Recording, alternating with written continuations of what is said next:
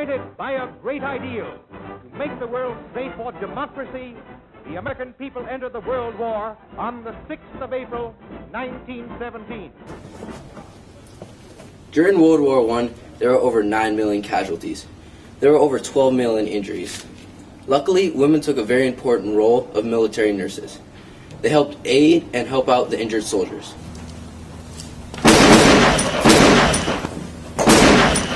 You've just witnessed one of those 12 million injuries caused by World War I.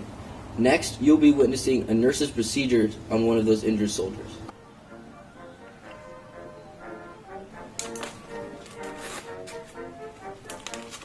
Johnny, get your gun, get your gun, get your gun. Take it on the run, on the run, on the run. Hear them calling. Within the first few weeks of war, the Red Cross was created, with 170 nurses to help bring supplies to injured soldiers.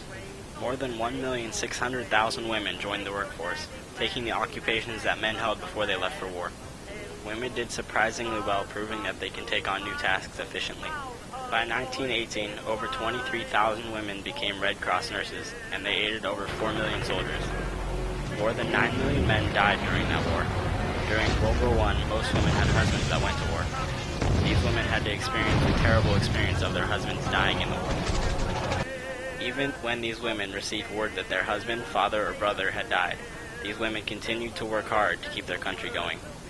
Throughout World War I, women moved up through the ranks in society. Once women started taking the jobs that men had left, they left their current jobs and moved to new, higher-paying jobs. After this was seen, women were given much more respect and later received benefits with it, such as French women were given the same rights as men and lived with the slogan, liberty, fraternity, equality. In 1918, women over 30 could vote and be elected to small positions in government.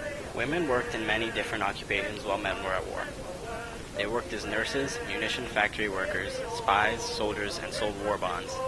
During 1917 to 1920, women nurses helped take care of hundreds of people during the influenza epidemic. After the Munitions of War Act in 1915, women worked in factories and had the same freedoms and wages that men had. Syphilis was a big problem during World War I. Mercury, iodine, and arsenic were used to treat it. Mercury was injected into the buttocks or scapular muscles. It was very poisonous in larger doses. Iodine was mostly used in a topical ointment form. Potassium iodine was highly effective but also highly intolerable by most people, which caused less potent versions to be made. There were 2 versions of arsenic used, salvarsan and neosalvarsan. Arsenic was mostly injected, including intramuscular injections, which could cause severe pain and discomfort for the patient. Arsenic was highly toxic and caused many toxic symptoms. There were also local treatments for syphilis. Any cankers were to be cauterized and bathed in lotion, rubbing in frequently until every trace had disappeared. More than 25,000 U.S. women who served in Europe in World War I served on an entrepreneurial basis. This was mainly before 1917. These women helped as nurses helping the wounded. They provided food and other supplies to the military. They also served as telephone operators, troop entertainers, and as journalists. Many of these women found their own work and improvised with their own tools. They were very independent. Because these women were very intellectual, they created new organizations where none had existed. Despite the hardships, women had fun and were glad they went. Some jobs were very easy for the women. For example, they were sent out to canteen for the soldiers. They had to provide entertainment, sew buttons, and hand out cigarettes and chocolate to men. They were said to keep men sweet. During World War I, some Russian women had to take part in combat. These women were motivated by their patriotism towards their country and escape a drab existence. In order to hide their feminine-like traits, they dressed up as men. The most famous women were from the Battalion of Death. The leader was Maria Bashkareva, a 25-year-old peasant girl. She somehow managed to get permission from the Tsar to enlist as a regular Russian soldier. She won the men's respect by serving with them in the army. The battalion began originally with 2,000 women volunteers.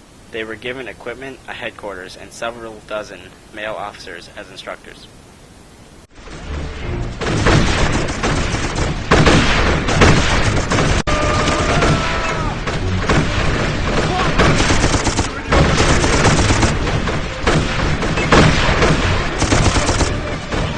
Got